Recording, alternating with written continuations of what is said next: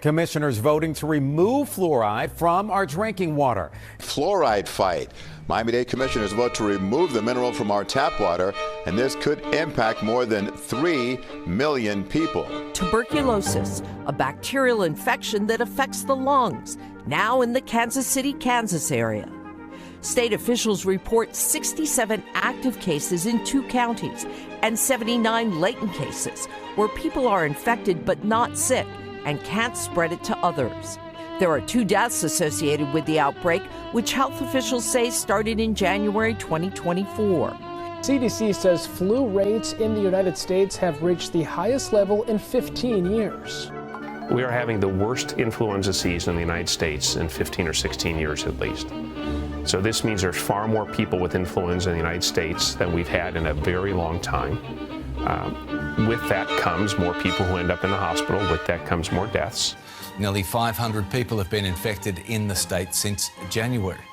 The hospital has confirmed that the 8-year-old victim had not been vaccinated. The deaths are the first from the disease in the United States in a decade.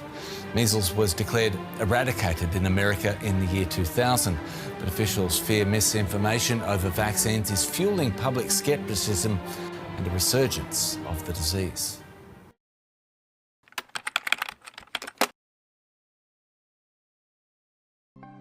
We are currently in a public health crisis. Information is being weaponized at the expense of the health and wellness of everyone. This is an issue that impacts us and our loved ones directly. Now, let's revisit the first clip in this video so you can get a better understanding of what I mean. Commissioners voting to remove fluoride from our drinking water. Fluoride fight. Miami-Dade commissioners vote to remove the mineral from our tap water, and this could impact more than 3 million people. In April of 2025, Miami-Dade County Commissioners voted 8-2 to remove fluoride from tap water. Fluoride is a naturally found mineral that can improve dental health and prevent cavities. This process of fluoridating water has existed since 1945 and has significantly benefited those who are underprivileged because, let's think about it. Who might not have direct access to a dentist? Which groups of people might not be able to afford toothpaste? And who might not be in the right mental state to consistently brush your teeth every day and night? Policies like the ban on fluoride disproportionately impact those who are already overlooked by government policy. And that is not to say that these policymakers are intentionally trying to harm the people of their own county. However, it does attest to our current crisis on information, because why are policymakers unaware of the benefits of fluoride despite it being an easy Google search away? This applies to a plethora of preventable diseases like the flu, measles, and tuberculosis, which has had a vaccine since 1921. These are the diseases mentioned in this video, but there are so many more that are having a resurgence despite there being a vaccine for over a century.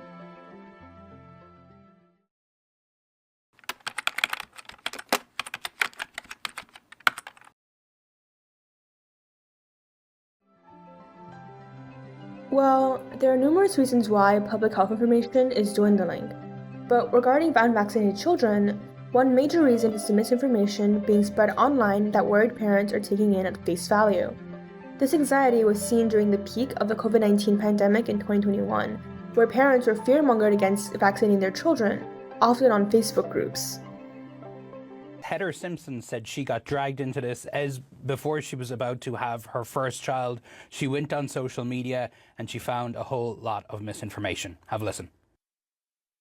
I was like, oh my gosh, we are not vaccinating our kid. There's no way. If the vaccine goes into our child, she'll just die. That's all there is to it. You thought if your daughter took the vaccine, she might die? That she would die. Not might, just like would.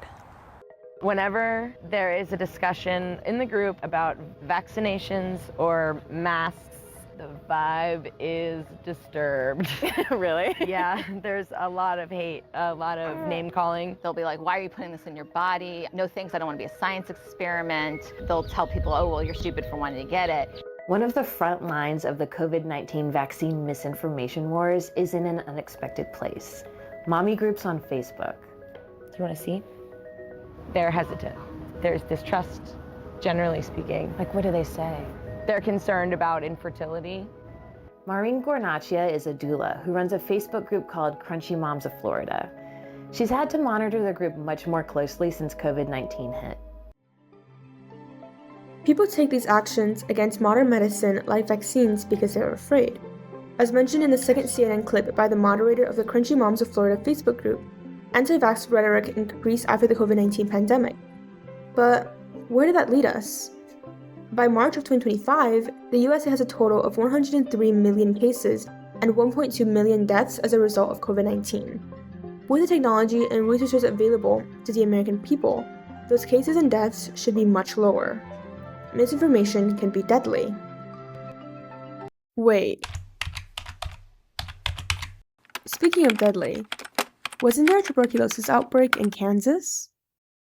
State officials report 67 active cases in 2 counties and 79 latent cases where people are infected but not sick and can't spread it to others.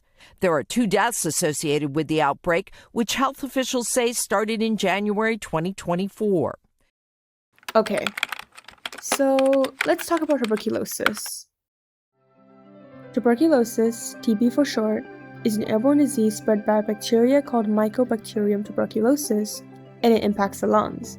It is preventable and curable, but remains one of the most deadliest infections, if not the most deadly infection in human history. Currently, it kills about 1.25 million people yearly.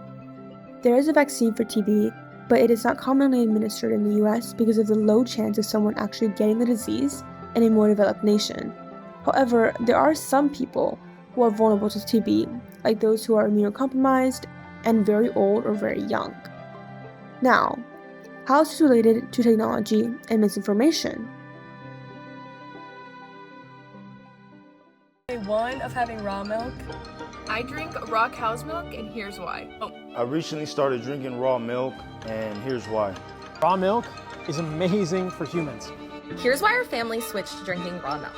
For one, it is easier for your body to digest. It has natural enzymes and probiotics that break down the lactose, and your body can actually process it. Number 2, it hasn't been stripped of its natural vitamins and minerals. And number 3, it's a great source of protein, plus a great probiotic for your gut health. Although this raw milk trend might seem like another health and diet fad, of which it is, it can be immensely dangerous. Pasteurization was invented in 1862 by Louis Pasteur, who found that it killed harmful bacteria and improved the shelf life of dairy milk. Currently, all commercial dairy products in the US must be pasteurized. That is because raw milk can contain bovine tuberculosis, which is found in cattle. The CDC lists unpasteurized dairy products as one of the most common reasons people get infected with TB. There is a valid reason for the government to be regulating dairy products, and it is in fact for the safety of the general public. Now, to be clear, the causes of the Kansas TB cases have yet to be determined, and might very well not be from drinking raw milk. However, that does not discount the fact that raw milk contains bacteria that causes tuberculosis. Rampant misinformation on platforms like TikTok or Instagram could have an irreparable impact on the wellness of people who might not bat an eye and fact-check the information they're seeing.